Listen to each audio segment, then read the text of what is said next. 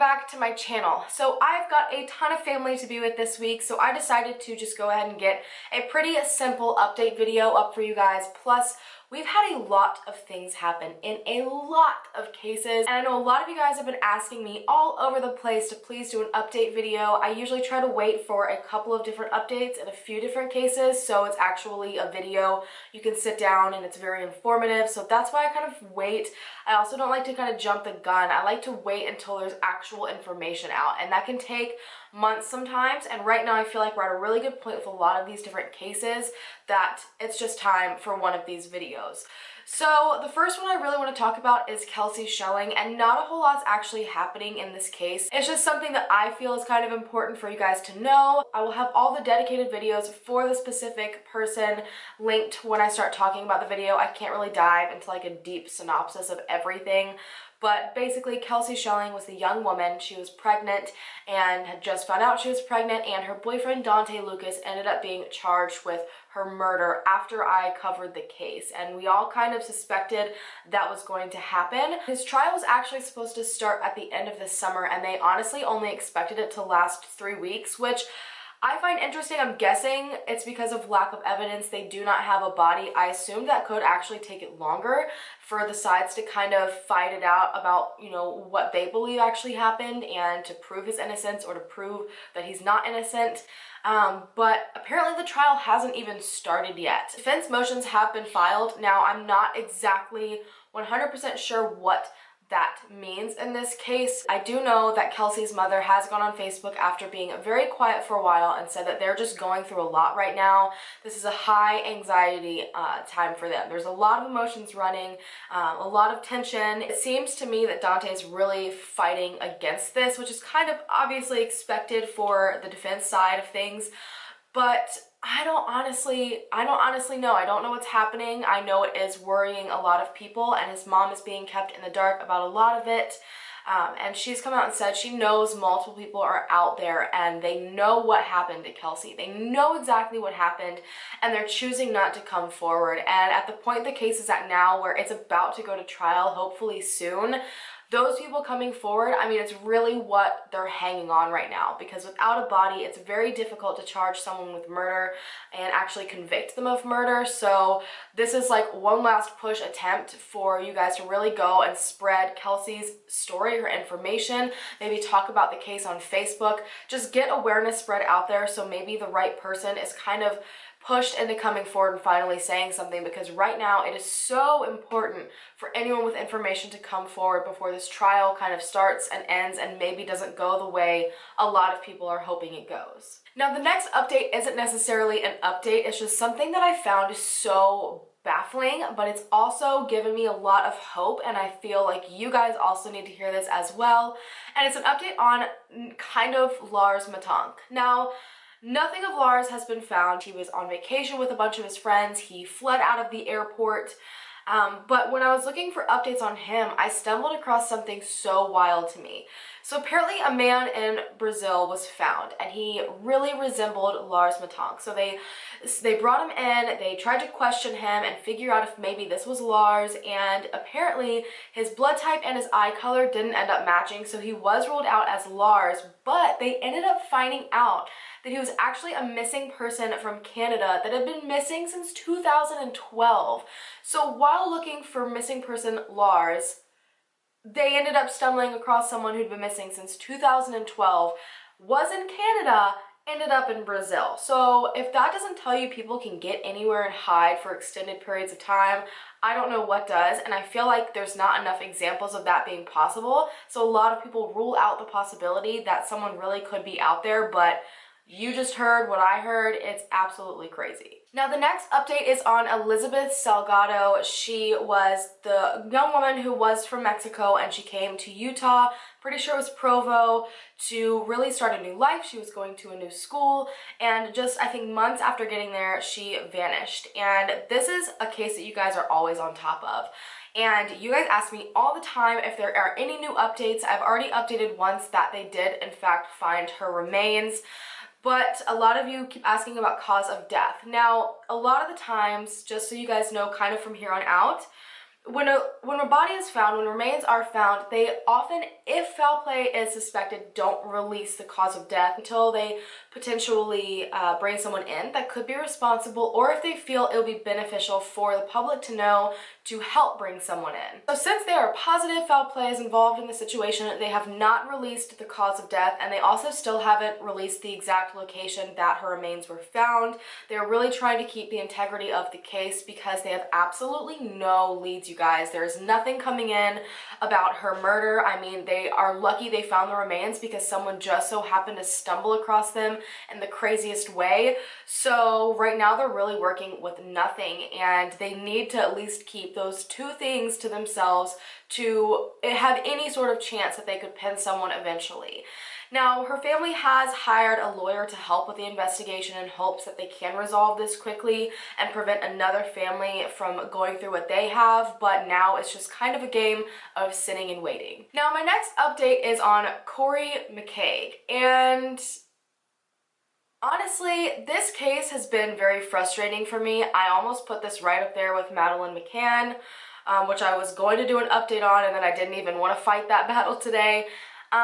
There's not necessarily a lot of actual updates, and what's frustrating to me is that, I guess I'll just tell you, remind you quickly about the case. Corrie is the man. He was the RAF member. He went out drinking with friends, and then people assume he walked into this horseshoe and fell into a dumpster and was crushed.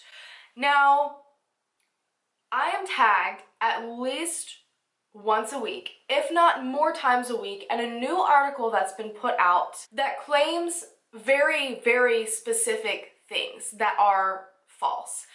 And it's frustrating for me because I have been told so many times now, you know, oh my gosh, Danielle, did you see this? Corrie's been found. He was dead in, you know, the landfill. And it upsets me because you guys genuinely believe that, but the articles themselves are so misleading. I have never in my life, never since starting this channel, seen a case where all the information has been so insanely misconstrued and so falsely stated. And I feel so bad for anyone who has been invested in this case because it has frustrated me, it has frustrated some of you guys. Corrie's body has not been found. And if you Google his name right now, you're going to come across so many different articles saying Corrie's remains are in the landfill. Now, the problem is the media that are covering this from where he's from, the media that is questioning the family. Unfortunately, I think the family's really, really struggling with what happened to him, and they need that final bit of closure. They need to know for sure, and I know his dad has stated so many times as if it were a fact that Corrie is in the landfill without any remains being found. And I get that. I understand he has his way of coping with things, and he might need to really think that in order to move on in his grieving process and in order to cope. However, the media should never, ever, ever take that information and actually put Corrie is in the landfill as a headline, because it confuses so many people. It has pissed me off to no end. And, you know, I feel like they're just harassing the crap out of his family. And unfortunately, again, his family's changing what they think every month or so, which obviously that's their right to theorize.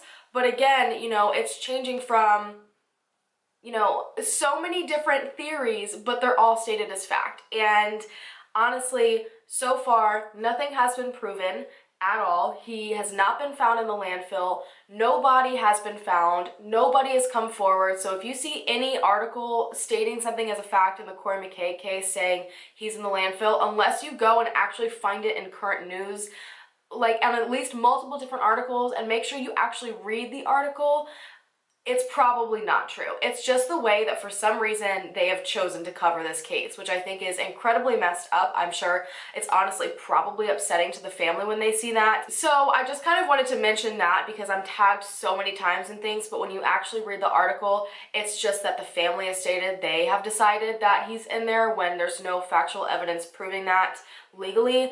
So I just wanted to go ahead and get that out of the way. When it comes to actual other updates, apparently his mother and law enforcement are still butting heads. Seriously, she wrote this gigantic update on Facebook, I'm pretty sure it was. Someone sent me screenshots of it. I'm sure you can go and find it if you went and checked.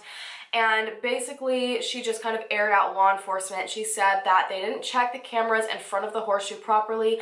We were told by law enforcement multiple times as part of the public that he basically walked into the horseshoe and they never saw him coming out. His mother believed at one point that someone drove into the horseshoe and brought him out. That was put all over media as if it was fact. You know, and then as I said before, none of the security cameras were checked properly through the front, so there was a possibility he could have gotten out there, when before we were told there was no way he did. And then apparently his mother has most recently come out with CCTV footage showing Corrie after the bin lorry left. So after someone came to pick up this dumpster, she claims she saw Corrie leaving with a group of other men afterwards, meaning he wasn't taken by this trash person. So honestly, I don't know. I haven't seen that CCTV footage. I don't know how it came out of nowhere. I do know they haven't confirmed. In fact, it was Corrie. I know it was like a group of men all wearing like darker colors, and then there was one young man that was wearing white, and she believed that was him. Honestly, I don't know. This is a whirlwind of a case, and I feel like the media is taking it over, and I don't know. So those are all the updates I have for him. The next update I have isn't really an update. It's about the Delphi murders, but in specific, it is about Kelsey German, Libby German's sister. And Libby was one of the girls that was murdered. And this is something that's very important to me because it speaks a lot about my platform, and I appreciate it more than anything. And it's something that I've been trying to really push and fight for ever since I started my channel. So Kelsey German was at CrimeCon, and she met Michelle Cruz, whose sister was the last victim of the Golden State Killer. And John and I's booth was actually right beside the booth for, you know, the people there about the Golden State Killer. We saw them. The Golden State Killer had just been caught. It was the most inspiring, amazing thing. But Kelsey really spoke a lot to Michelle Cruz about how to benefit her sister's case. And what Michelle Cruz told her is important on so many different levels, and it was that we are no longer in a time of watching the news to find out all of our information. We are no longer in a time of people buying newspapers or having newspapers delivered to their house to find out information. Majority of people nowadays consume YouTube, podcasts, Facebook, Instagram, Twitter. That is our largest consumption of media out there. And there are so many people out there in this world that are willing to help, that will share things. News can spread like wildfire like that, so much more productively than it ends up spreading on the news.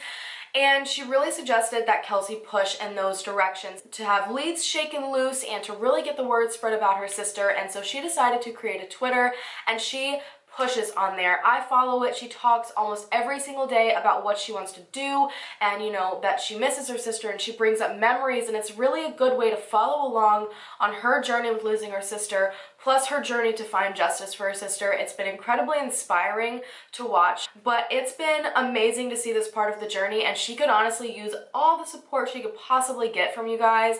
So if you are on Twitter, I will have her Twitter link down below. I just think this is such a huge movement that could be so amazing and positive, and unfortunately a lot of people are really on the fence about true crime YouTubers and about people that run true crime Twitters and podcasts, and you know, we're not really seen as a valid source of information. We're not really seen as a positive way to get things out there because these are seen as entertainment platforms. And so it's really difficult for people to separate the fact that there could be things out there not solely for entertainment purposes, but because we realize there is such a massive way we can impact these cases by speaking about it on a platform.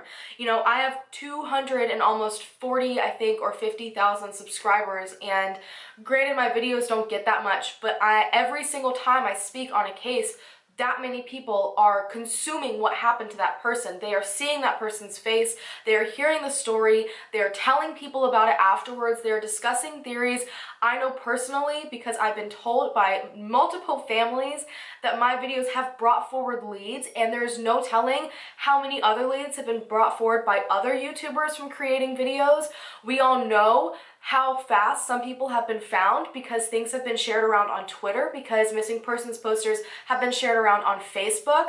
I just think it's awesome to really see people utilizing these giant platforms for good, because they're just kind of seen as, you know, toxic places, but they can be awesome and they can change everything. So it was really inspiring for me to see her grasp onto that, and I obviously appreciate it because I know I work very hard to make sure I use this platform for good and not just entertainment. So if you could please go and follow her and help her raise her voice just a little bit louder, that would be absolutely awesome, and I would appreciate it more than anything. Now, the very next case that I'm going to update on is David Gibson Smith, and it brings me to something that's very, very important. So if you're not listening, please listen now.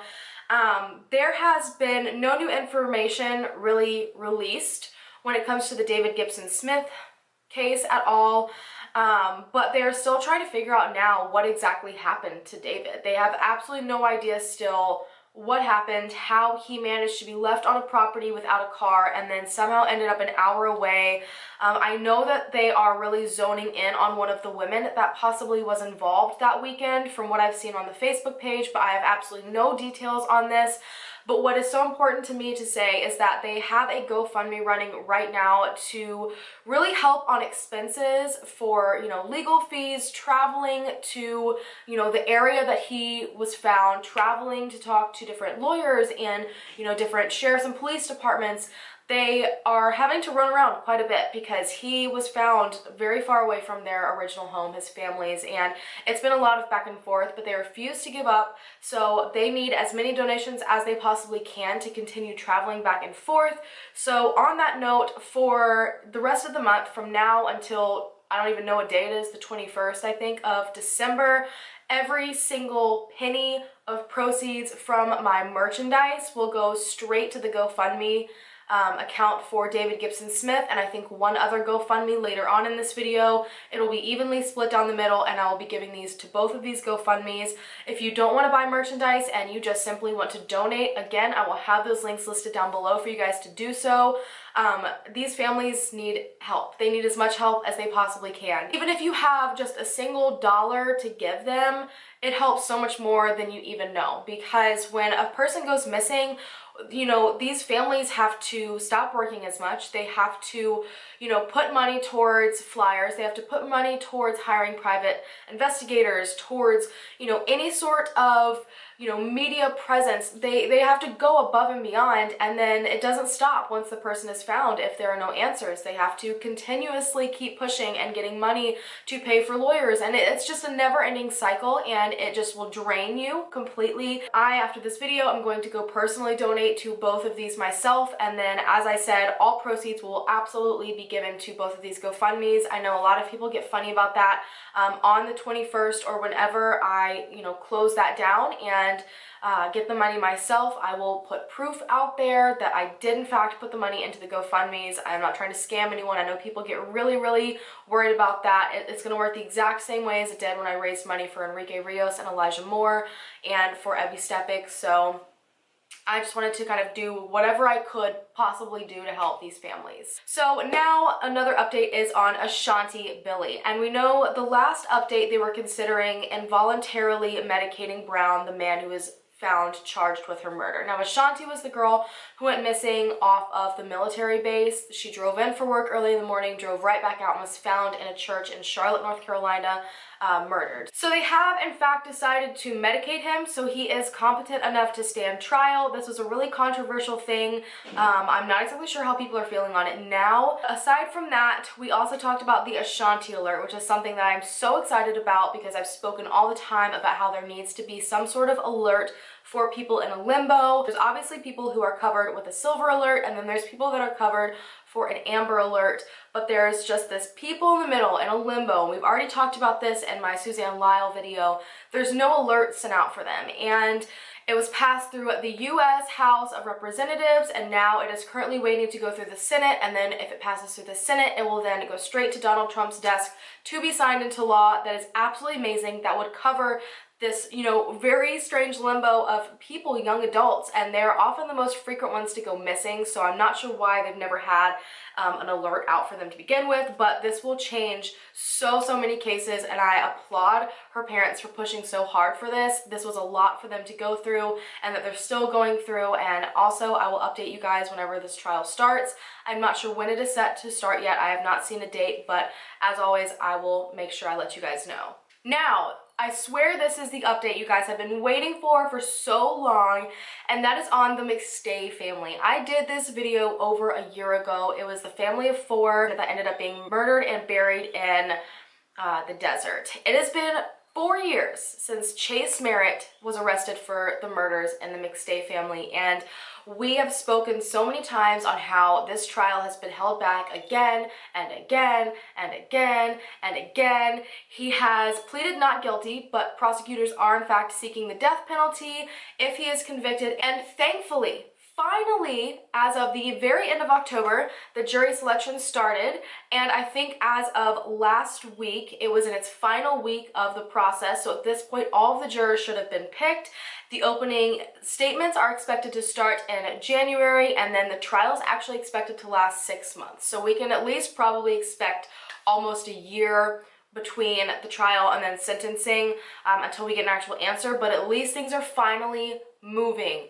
Finally. Now, this is also where the other GoFundMe comes into play, and this one is so incredibly important. I am like begging everyone I know to donate to this GoFundMe. Patrick Mcstay is the father of Joseph Mcstay, and he has started a GoFundMe in order to actually be at the trial. Now, Patrick lives in Texas, and the entire trial is set to be in California, and obviously we've said it's supposed to be about 6 months worth of a trial, plus there's going to be sentencing after that. So that's a long time for him to have to uproot himself from Texas, maintain his home in Texas, have somewhere to stay in California. So he has desperately, for a few months now, actually been trying to raise money to have enough money to be able to be at the trial for the man who murdered his son and his grandchildren. And to me, that's pretty damn important.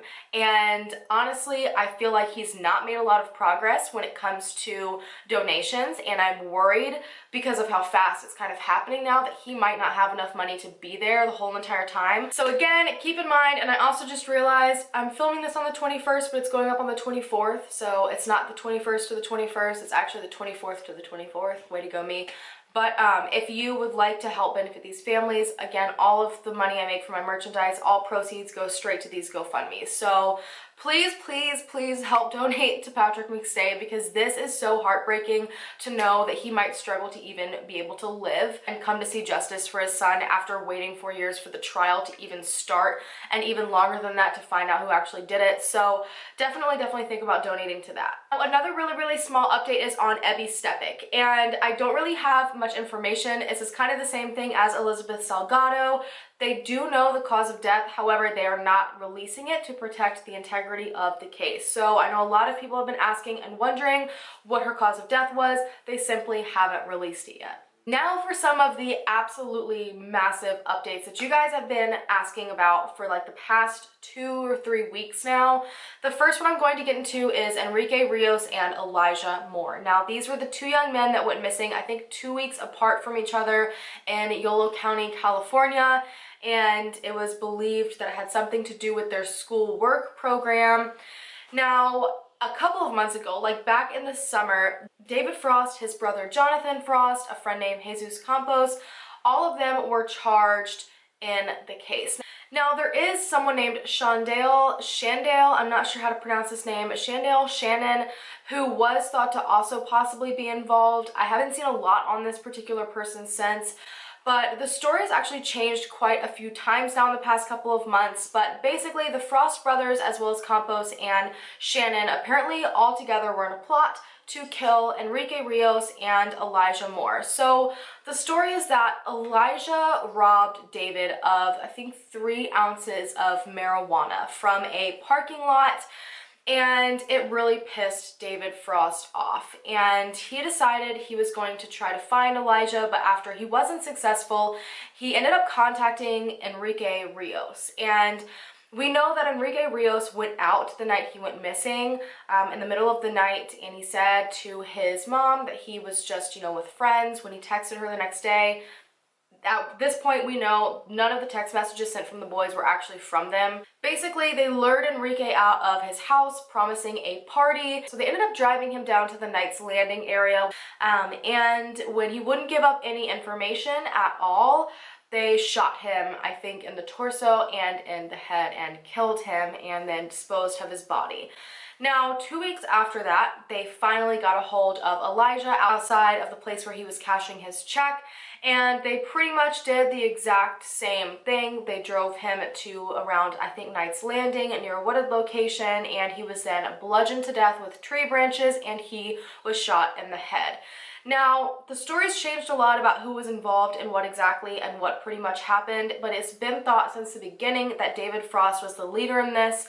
This is, you know, who was robbed to begin with. Now, David and Jesus did eventually go out together to go and get supplies to bury Elijah, but before Elijah was murdered, David himself said, "Don't let him go. I want to be the one that killed him." According to different interviews, and kind of between the interviews and GPS, they were able to find out that every single one of these young men was in fact there and involved somehow. So that's really where the charges came from. As of right now, Campos is 18 years old, but he was a minor when this happened, so he will be facing a juvenile judge.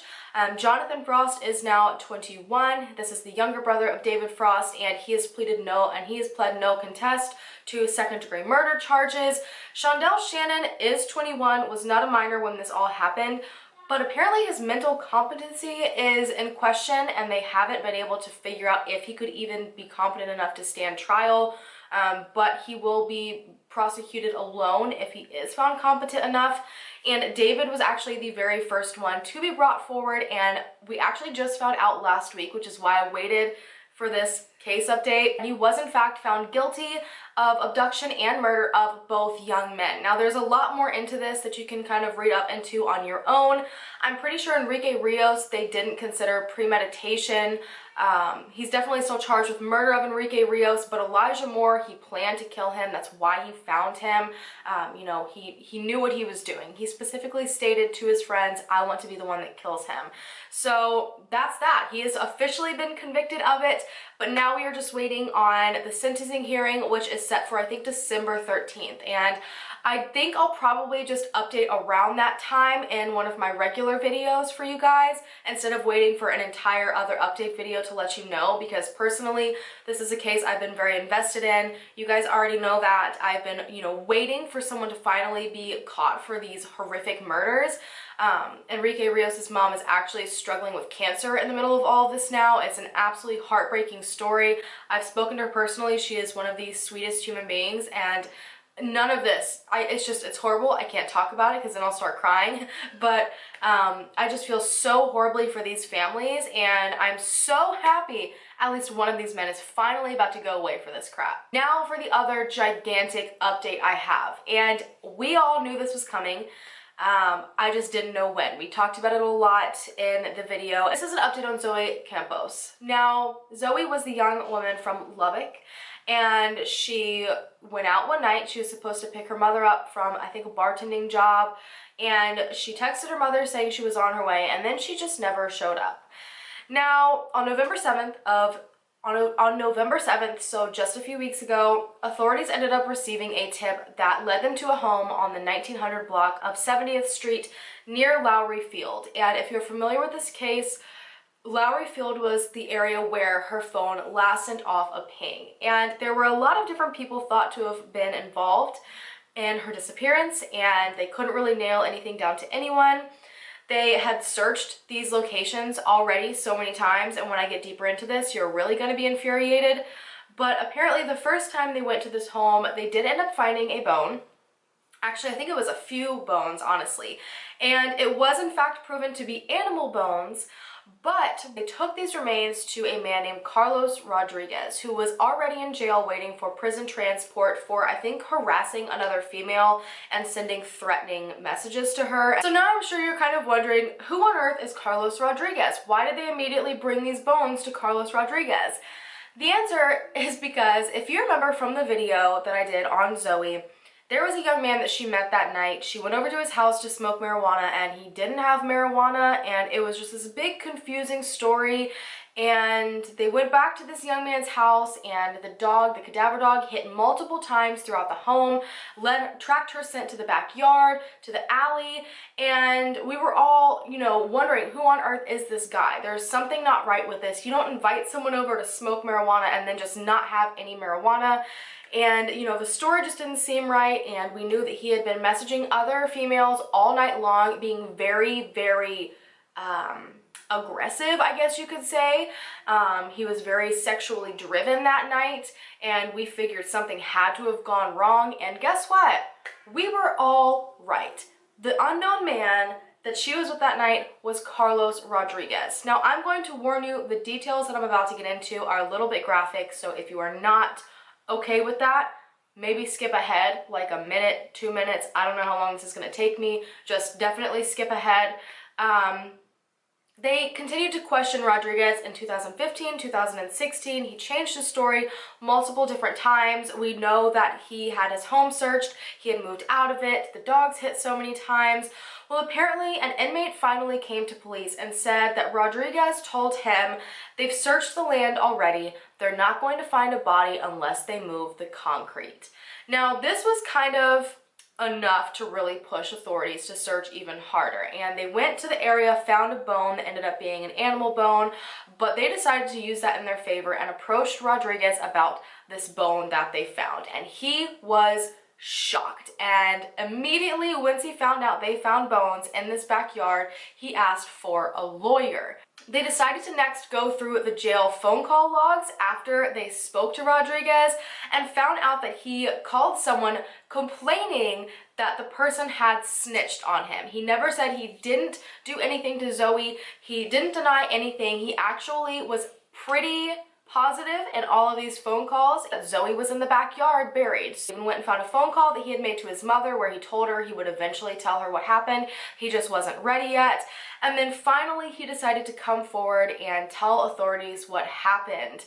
He said that that night she had come over and they had smoked synthetic marijuana. Now, first of all, if you are watching this video, do not smoke synthetic marijuana. Aside from that, he had smoked this synthetic marijuana and he decided he was angry and lost his temper. Assuming it's possible this might have happened right when she texted her mom and said she was about to head to get her.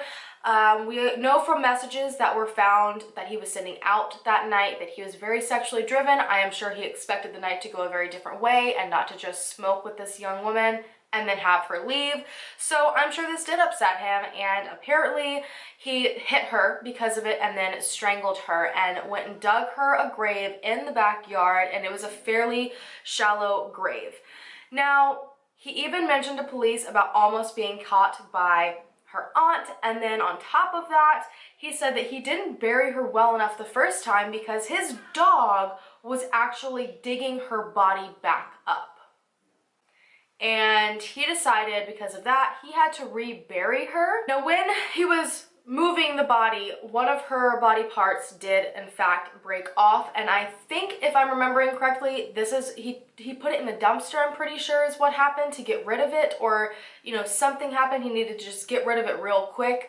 And I think that's why the dog did then in fact go to the dumpster, which is why they assumed she had been thrown in there. And they did finally announce that the DNA that was found on the inside of the jacket found in her car did in fact belong to Rodriguez, which a lot of us were wondering in the original video. So he has in fact been charged with the murder of Zoe Campos, and we will see how the trial goes. I'll let you guys know when there are any updates on that. Now, the next update is on David Blake. David Blake was the young man who went missing in Kennesaw National Park. He had left his car, he left all of his belongings in his car. He was a hiker, so they believed he might have gone to hike, but no one could find him. He didn't take any of his normal hiking supplies. About a month ago, human remains were in fact found off of Stylesboro Road, and they were positively identified as belonging to David Blake. Now, they were found a pretty good distance away from the trail, and I also know that this area was in fact searched at some point, so I'm not sure if they just managed to miss the remains. I know a lot of you guys questioned this as well on Twitter. A lot of people, as soon as this happened, tweeted me and they were like, something about this doesn't seem right. They brought out cadaver dogs. They literally searched this area very last before finally ending the search. A lot of people are wondering how exactly he wasn't found before, and I have no answers to that. All we really know is that there is no foul play involved in his death, according to authorities, and they haven't necessarily released a cause of death. We just know there is no foul play involved. And now the very final update is on Emma Fillipoff. Now, Emma Fillipoff was the young woman who went missing in Canada. She had been living in a shelter, and she had become very paranoid in the months, I guess, prior to her disappearance, and then she just kind of left as her mom came to help her. Now, there is a podcast called Search for Emma that had a man named William on it that claimed to have seen Emma 9 hours after anyone had last seen her. So pretty much the last known person to have seen Emma, and no one really knew what happened to her after she kind of set off that night. There were no sightings of her, nothing, until this man named William. Now, the story from this man is actually pretty interesting. He didn't come forward because he was worried he would be seen as a suspect or a person of interest in the case because he was the last person to see her.